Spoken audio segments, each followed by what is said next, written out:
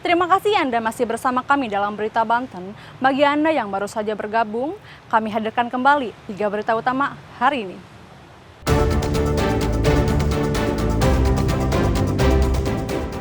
Melanggar jam operasional, truk pasir tabrak pengendara motor hingga tewas.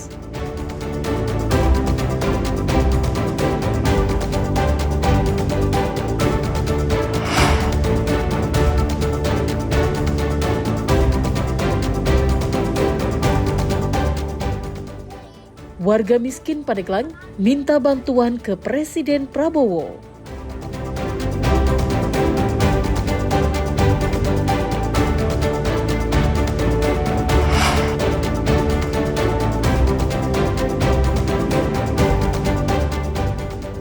Penipuan modus jadi pilot, 2 pelaku ditangkap Satreskrim Polres Soekarno-Hatta.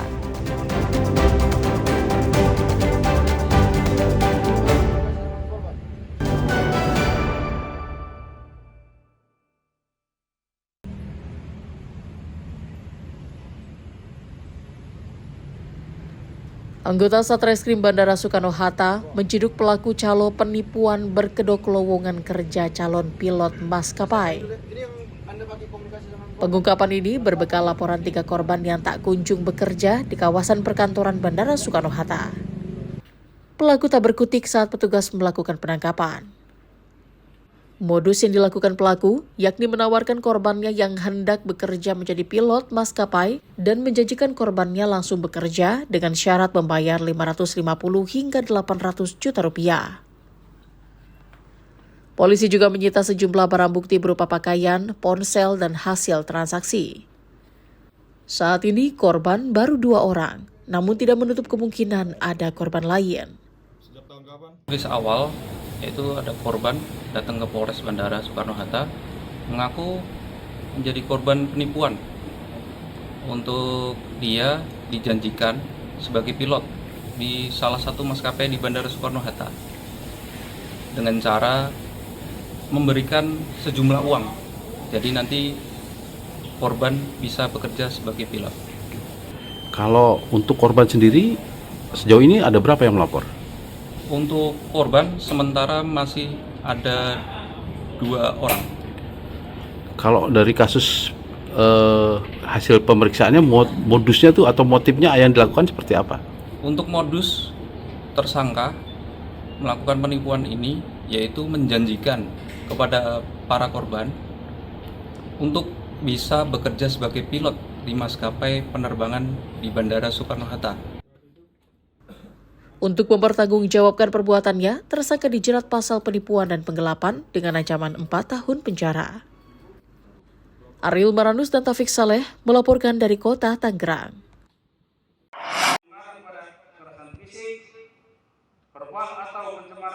Hingga saat ini, kasus perundungan masih terjadi di sejumlah sekolah. Bahkan beberapa kasus perundungan mengakibatkan korban terluka hingga meninggal dunia. Untuk meminimalisir dan menghindari terjadinya perundungan, pihak Polda Banten kembali menggalakkan sosialisasi terkait bahaya perundungan ke sejumlah sekolah. Salah satunya SMA Negeri 1 Jawilan, Kabupaten Serang.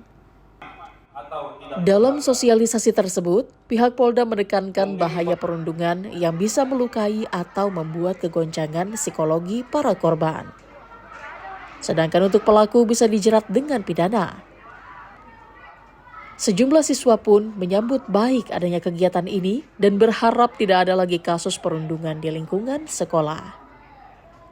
Itu adalah tindakan keras ya, tindakan yang tidak diperbolehkan oleh semuanya karena bullying itu bisa merusak yang namanya mental, fisik maupun yang lainnya, dan bullying juga terbagi menjadi 3, verbal, non-verbal, dan psikologis. Menurut aku bullying itu termasuk tindakan yang tidak diperbolehkan banget karena bisa merusak mental orang-orang yang dibully, dan juga bullying juga bisa mengakibatkan kriminalitas yang dimana semakin orang itu terbully semakin menumpuknya rasa sakit sehingga menyebabkan kriminalitas namanya pembunuhan. Bahkan yang di Jakarta kemarin kan sampai membawa bom itu akibat pembuli. Nah, jadi kita selagi tahu kita harus memberikan edukasi terhadap teman-teman yang merasa diri itu kurang edukasi, karena kan awal pertama bully itu akibat kurangnya edukasi dari guru entah atau enggak dari orang tua atau dari teman terdekat. Nah, jadi menurut saya itu kita harus memberi edukasi terhadap orang-orang yang berlaku bullying. Pihak Polda juga mengingatkan guru dan siswa agar tidak ragu untuk melaporkan ke pihak terkait seperti kepolisian jika mengetahui adanya kasus perundungan agar cepat diselesaikan. Ini adalah program daripada Pak Kapolda kita, Pak Irjen, Pak Eki. Setiap hari Senin kita dari Polda ditugaskan untuk menjadi pembina upacara di setiap SMA. Ini berlaku sampai belum ada pencabutan. Ini karena maraknya terkait bullying khususnya pada di sekolah. Ya kalau dari kita pihak kepolisian, kita kerjasama tetap dengan sekolah. Mungkin nanti kita ada dari Bimas juga, untuk memberi sosialisasi ke sekolah. Tetap kita yang paling utama itu adalah dari pihak sekolah. Pihak sekolah terus monitor siswa-siswanya.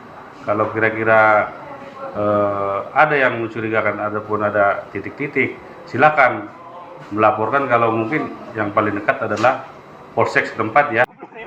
Diharapkan dengan gencarnya sosialisasi yang diadakan, tidak ada lagi perundungan terutama di lingkungan sekolah. Ariel Maranus dan Ahmad Sayuti melaporkan dari Kabupaten Serang.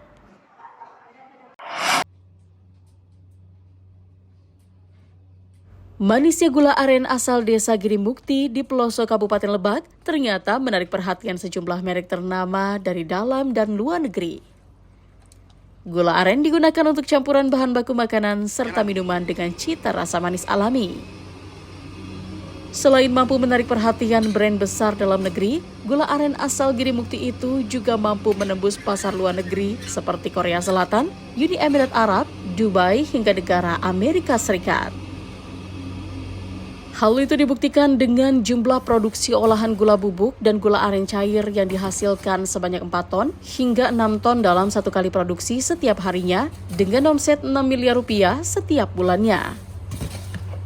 Untuk kapasitas produksi kita per hari itu di angka 4 ton, Pak. 4 sampai 6 ton kapasitas produksi kita per hari. Untuk pemasaran tentu domestik dan ekspor. Kalau domestik tentu kita kebanyakannya B2B dengan food and beverage, beberapa industri besar seperti Mayora Group, Torabika, Kapal Api, dan lain sebagainya.